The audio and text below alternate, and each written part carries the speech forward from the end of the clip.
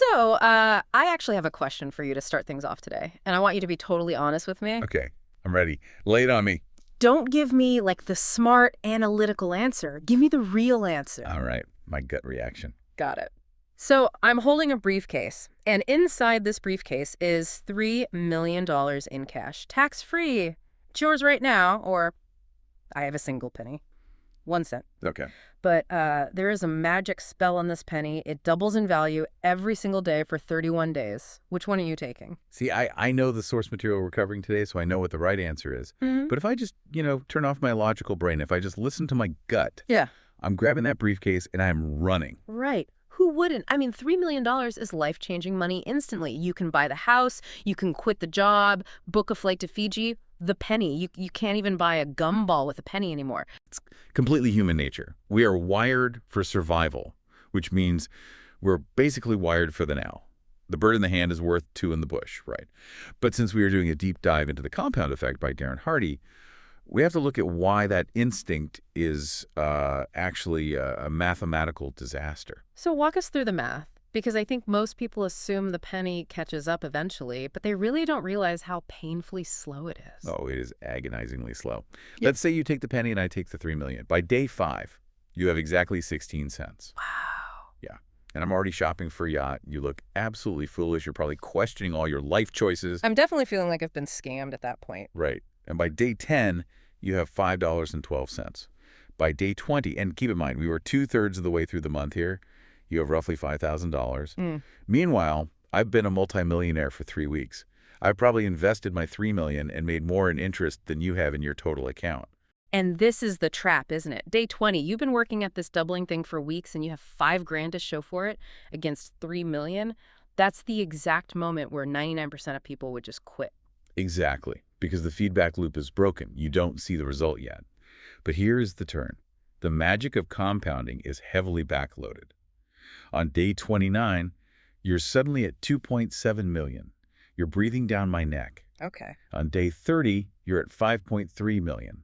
And on the final day, day 31, that single penny is now worth $10,737,000. That is just, it really breaks your brain a little bit. You end up with more than 3 times the cash. And the crazy part is you didn't do anything different on day 31 than you did on day 1. Yeah. You just let it double.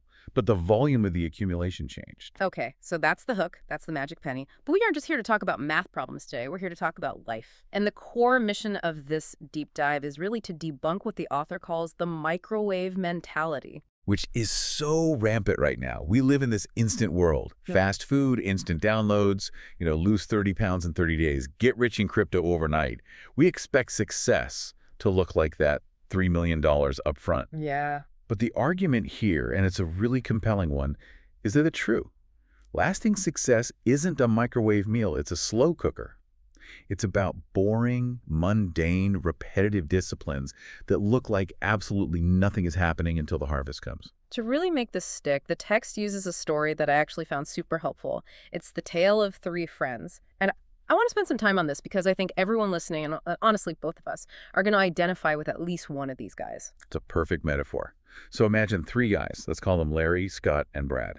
They grew up together, they live in the same neighborhood, make the same salary, say 50 grand, and they have average health and average marriages. They're basically clones of each other at the starting line. Okay, so let's track their choices over nearly 3 years. First up, we have Larry. What is Larry's vibe? Larry is the status quo. Larry changes nothing. He does his usual routine. He goes to work, does a decent job, comes home, watches a little TV, eats the same food he's always eaten. He's not doing anything bad per se. He's just coasting. He's completely neutral. Okay, fair enough. Most people are probably Larry. Then we have Scott. Scott is the improver. But pay close attention to this. He isn't doing anything radical. He isn't training for an Ironman or starving himself. He just decides to make tiny positive changes. He reads just 10 pages of a good book a day. He listens to an instructional audio clip on his commute instead of the radio. And physically. He cuts just 125 calories from his daily diet. 125 calories is nothing. That's like swapping the mayo for mustard on your sandwich. Or literally leaving 3 bites of pasta on the plate. Exactly. It feels completely insignificant. You wouldn't even feel hungry. That's Scott. Then we have Brad. Brad is the drifter. He makes tiny negative choices. He buys a big new TV with a great sound system. He installs a bar in his basement. He starts cooking some heavy, cheesy recipes he saw on the Food Channel because, hey, he wants to enjoy life. And he adds just one alcoholic drink per week. Again, I want to clarify for everyone, Brad isn't doing heroin. He's having one extra drink a week and eating some cheesy potatoes. That honestly sounds like a pretty fun life. It does. It sounds totally normal. And that is exactly where the invisible phase kicks in. This is the part of the concept that really matters. 5 months go by. If you put Larry, Scott, and Brad on a stage, they look exactly the same.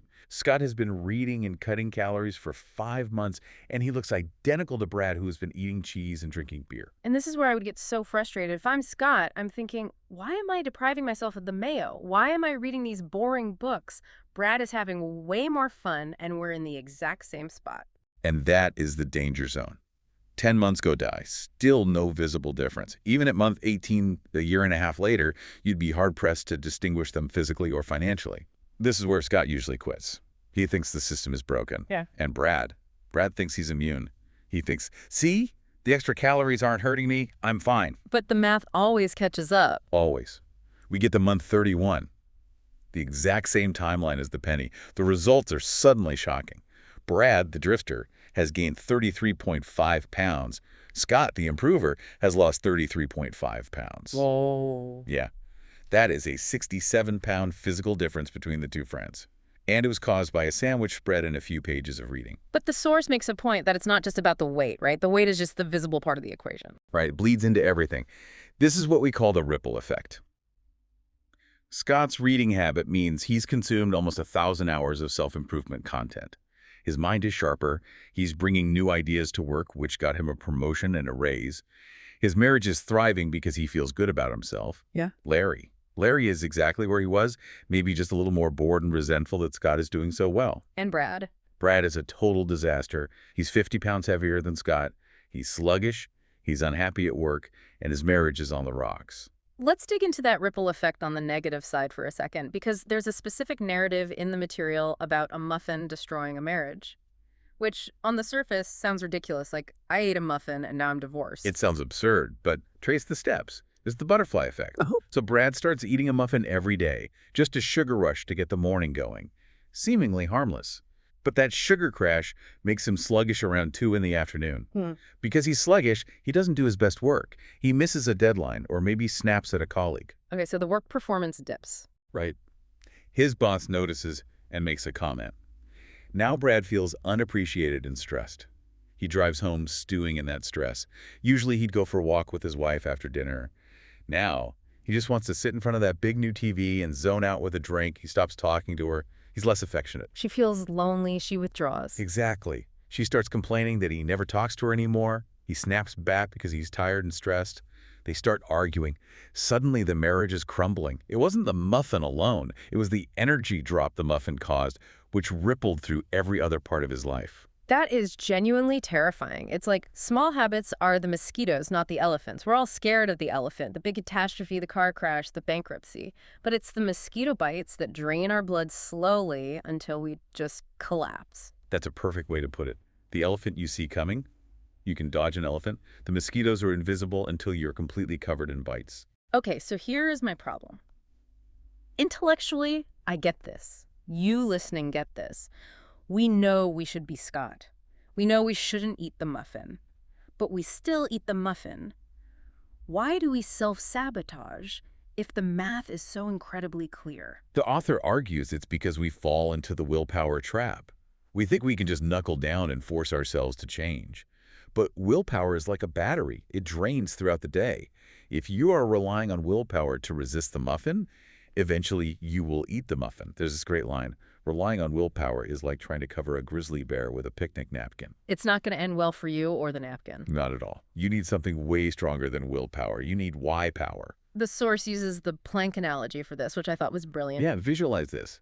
If I put a 10-inch wide plank on the ground, just a piece of wood, and said walk across it for $20, would you do it? Easy money. I'm there. Now, take that exact same plank, put it between 200-story buildings. It's windy. You can see the cars like little ants down below. Would you walk it for $20? Not for $20 million. No way. Okay. But what if your child was on the other building? and that building was on fire. And that plank was the absolute only way to save them. I would even be thinking about the wind. I'd be across it in seconds. Exactly. The plank didn't change. The risk didn't change. Your why changed. When the why is big enough, the how becomes easy. Most people fail because their why is too small. If your goal is just, I want to look good in a swimsuit, that's a weak why. You'll quit when the pizza arrives. But if your why is, I want to be alive to see my grandkids graduate, or I want to have the energy to build my business, that's fuel. You know, the material mentions something about motivation that actually surprised me. Usually, self-help is all about love and light, but it says here it's okay to have a chip on your shoulder. Absolutely. He calls it finding a fight. It doesn't always have to be noble love. It can be spite. If a teacher told you you'd never amount to anything, or an ex-partner said you were lazy, use that. Frame it on the wall. Proving them wrong is a massive source of renewable energy. Whatever gets you across the plank, use it. I love that. Spite as a renewable resource. Well, Okay, so we have the mindset, we understand the math, but I need the strategy now. I don't want to be Brad, I want to be Scott. How do we actually do this? Because it's easy to say be consistent, but life gets in the way. the ultimate tool, according to this deep dive, is the rhythm register. Or, more simply, tracking. Ugh, tracking. I have to be honest, every time I hear track your calories or track your spending, I just want to check out. It's so tedious, it feels like homework. It is tedious, and it's annoying, I'm not going to lie to you. But that is exactly why it works. It forces you to be conscious. The source compares it to casino logic. How do casinos make so much money? Do they just guess? Definitely not. The house always wins. The house wins because the house tracks everything. They track every single table, every bed, every penny, every waitress. They know the math perfectly. If you want to win at the game of life, you have to run it like a casino, not like a gambler. So tracking is really about waking up. Exactly. Tracking brings the unconscious into the conscious. Remember Brad's muffin? After 2 weeks, he probably didn't even realize he was eating it. It was just automatic. If he had to write down blueberry muffin, 400 calories in a notebook every single morning, he would have stopped. The shame of writing it down breaks the spell. There was a specific example in the text about coffee that really hurt my feelings. The $4 coffee. The latte factor. It's just $4, right? Who cares? But if you do the compound math, if you invest that $4 a day at decent compound interest over 20 years, do you know what that number is? It was something crazy, like 50 grand. $51,000. That is the price of a luxury car. You are literally drinking a Mercedes-Benz over 20 years. When you track it, you see the Mercedes. When you don't, you just taste the milk and sugar. That is painful. I'm going to look at my espresso differently tomorrow. Okay, so we track everything. What else? Because my days get incredibly chaotic. I start with good intentions, and then I get an email, and then the dog gets sick, and then suddenly it's 9 p.m. That is normal. You cannot control the chaos in the middle of the day. The author admits that. But he suggests bookending. You control the bookends. The morning and the evening. If you win the bookends, you win the day. So what does the ideal morning bookend look like? The number one rule: do not let the world in. No email, no news, no social media for the first chunk of time. He suggests an 8-minute mind reset. You express gratitude, you send mental love to someone, and you review your top 3 goals. You set the trajectory before the world tries to hijack it. I am so guilty of the opposite. Alarm goes off, phone is in my hand, I'm scrolling Twitter before I'm even out of bed. And that puts you in a reactive state immediately. You're already fighting other people's battles before you've even brushed your teeth. And the evening bookend. The evening is for cashing out, like a waiter counting tips at the end of a shift. You review the day, what went well, what didn't. And then, this is crucial, you read 10 pages of something positive before bed. Instead of doom scrolling the news. Yes. The science here is about what your brain does while you sleep. Your subconscious marinates on the last thing you gave it. If you watch a horror movie or the nightly news murders, economy crashing, war you marinate in anxiety for 8 hours. You wake up tired. If you give it hope, strategy, and ideas, you wake up with solutions. I love that term, marinating. We need to be careful what we soak in. Which brings us to the next big pillar, influences. The source says we are constantly being shaped by 3 things: input, associations, and environment. We just touched on input. Garbage in, garbage out. If you feed your brain junk, you get junk behavior. He talks about Drive Time University. This is a huge opportunity for people, especially commuters. It is. We spend roughly 300 to 500 hours a year in our cars. That is equivalent to 2 full semesters of an advanced college degree. If you are listening to radio commercials and the same 10 pop songs over and over, you are flushing a PhD down the toilet. Then there's associations, the classic Jim Rohn quote. You are the average of the 5 people you hang around. This is often the hardest part for people to implement because it's deeply emotional. It's broken down into 3 categories: disassociations, limited associations, and expanded associations. Disassociation sounds harsh. That means cutting people off completely. It does, and it's brutal. But some people are anchors. They are toxic, they complain, they drag you down. If you are trying to be Scott and they're determined to be Brad, you have to cut the rope. You can't save someone who is actively trying to drown you. That's tough medicine. But what about the friend who isn't toxic, but just stagnant? Like the drinking buddy from college who has zero ambition. Do we just ditch them too? No, that's limited association. You don't have to divorce them, but you change the dosage. Spend 3 minutes with them, not 3 hours. Don't let their mindset become your mindset. And then simultaneously, you have to aggressively chase expanded associations. Find people who are playing the game at a higher level than you. It's like tennis. If I play against someone worse than me, my game drops. If I play against a pro, I scramble just to keep up and I get better. Precisely. You want to be the dumbest, poorest person in the room. That's how you grow. If you're the smartest person in the room, you're in the wrong room. Finally, environment. This is mostly about your physical space. You get what you tolerate. If you tolerate a messy desk, you tolerate messy thinking. If your environment is full of junk food, you will eat junk food. It's about clearing the friction so the right choices are easy and the wrong choices are hard. So let's say we get all this right. We have the way, we're tracking, we're bookending, we're curating our friends. What is the payoff? You invite Big Mo to the party. Big Mo momentum. Momentum is the secret sauce. It's the difference between an amateur and a pro. The source uses the merry-go-round analogy. You remember playing on those metal death traps as a kid? Oh yeah, the ones that weighed a ton and burned your legs in the summer. Getting that thing started was a massive workout. You're heaving, pushing, digging your feet in. You're putting in 100% effort for 1% speed. That is the early phase. It's Larry and Scott looking identical for months. But once it starts spinning... You can stand there and just tap it with one hand. Exactly. You can keep it spinning at high speed with almost zero effort. That is the compound effect in action. The beginning is the grind. The beginning is the rocket ship, using 80% of its fuel just to break gravity. Yeah. But once you break gravity, you can fly to the moon on a whisper of fuel. But there's a warning here, too. A huge warning. Momentum works both ways. Brad had momentum, too negative momentum. The spiral down is just as powerful as the spiral up, and the only way to kill positive momentum is the stop and go.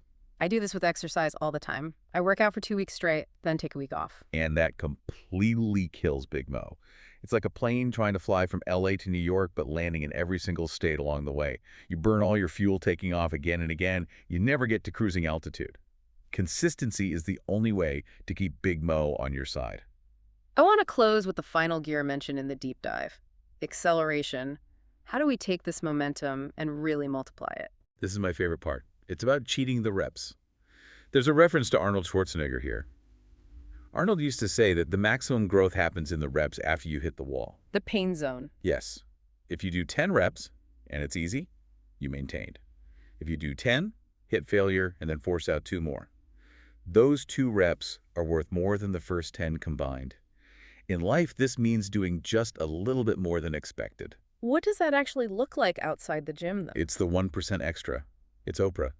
She didn't just give the audience a car. She gave them the car and the gift boxes, and she made it a massive cultural moment.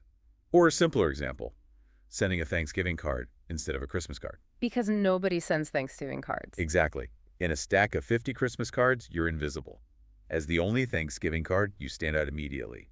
That 1% extra effort separates the extraordinary from the ordinary. It's surprising how small the gap is between good and great. It's just that tiny extra push. It's microscopic, but compounded over time, it's a canyon. So if we had to boil this entire deep dive down to a formula on a napkin, what is it? It's written on the wall of this whole discussion. Small, smart choices plus consistency plus time equals radical difference. It's not a microwave, it's a slow cooker. But it tastes a whole lot better. I want to leave everyone listening with one final thought from the source material that really stuck with me. It's about the moment of truth. This is the most powerful image in the entire text for me. It talks about Lance Armstrong. And look, put aside the controversy for a second. Just focus on the raw athletics. Yeah. He's cycling up a mountain in the pouring rain. It's freezing. It's miserable. The exact moment where every sane person wants to quit. Right. When things get hard, when you hit the wall, when it's raining, you're exhausted, most people take that as a signal to stop. They think, this hurts, I should stop. But the mindset shift is this. Realize that this is not a signal to stop. This is the signal that your competition is quitting. That's the shift. Everyone else is cold. Everyone else is tired. Everyone else is going home. If you keep pushing in that exact moment, that is where the separation happens. You aren't just moving forward, you are leaving everyone else behind.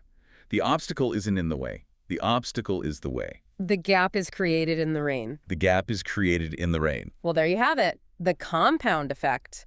Time to stop looking for the lottery ticket and start polishing that penny.